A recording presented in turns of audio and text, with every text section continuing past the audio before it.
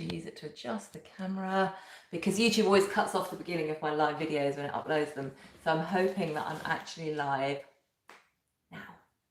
Hello, welcome to another video with Green and Tidy. Thank you so much for all your comments and shares and likes on last week's video. It was really popular. It obviously touched a nerve or rang a bell or something. So thank you so much for that. I'm Rachel Papworth from Green and Tidy, the online professional organiser, liberating you from the shackles of clutter and chaos for peace of mind and productivity, because when your home works, your life works. And last week we were talking about how to stop firefighting, how to stop playing whack-a-mole, how to stop dealing with crises and concentrate calmly on the things that matter to you. And I wanted to highlight particularly a comment from the lovely Rowan, who said that it's about questioning every must do. Is the contribution it'll make to my life worth the time and effort it'll take?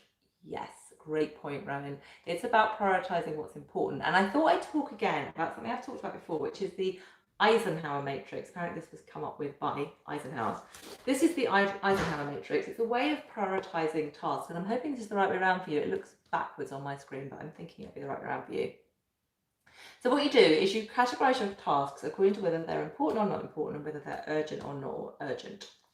Important tasks are tasks that are important to you, tasks that further your agendas, tasks that move you further along the path to what you want to achieve.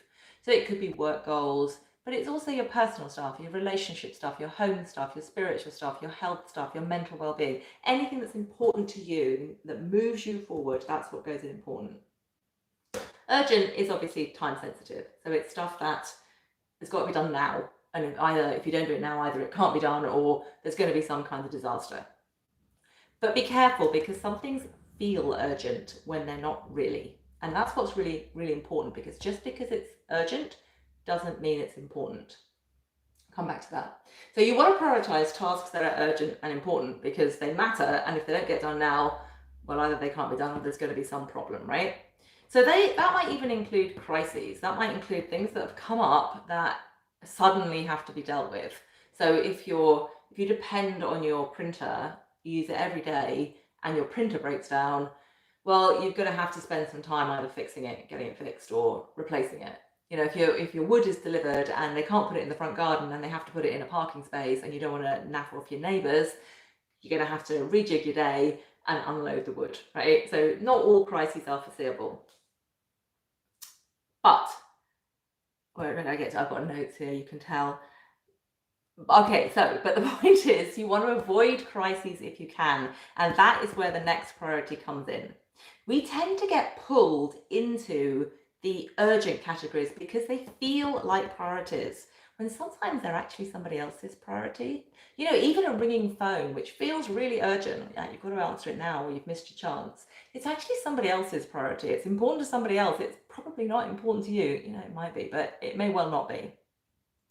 So what you want to do is try to avoid things ending up in here where it's foreseeable. Like I say, it can happen in an unforeseeable way, but if it's foreseeable, if you can see the deadline coming, you want to stop it ending up here. So make an effort to move the tasks that are important but not urgent up your priority list, right? That's the important thing. Don't get suckered into doing things just because they're urgent when you could be doing less urgent things but which are important. Do you see the difference? And then as for the other two groups, which is down here, urgent or not urgent, but not important, to be honest, it doesn't make a lot of difference. The official advice is to do the not important urgent before the not important not urgent, right? Because it makes sense, because it's urgent. But at the end of the day, it's not important. So it doesn't really matter so much when you get down there. But the important thing, the really important point about this chart, and I don't necessarily recommend that you sit and write all your tasks out into it, the important point to take away from this chart is to learn to tell the difference between important and urgent, and then try and move anything that's important but not urgent up your priority list, so you do it before it ends up there. And so basically not doing that is procrastinating, right? And one of the ways to stop yourself from doing that, stop yourself procrastinating, is to get in touch with what it'll be like if that task ends up there. So right now this task is sitting here, it's important but it's not urgent. But if you don't get it done, it's going to end up here. And what's that going to feel like for both you and other people? So move it up your priority list and get it ticked off before it gets there. I hope that helps. That was actually my third go at explaining that, so apologies if you were one of the people that was on one of the previous 2 streams, which I gave up on and cut out. And comments, please. I really want to know if that's helpful to you. I've talked about it before, so let me know. Do you use it?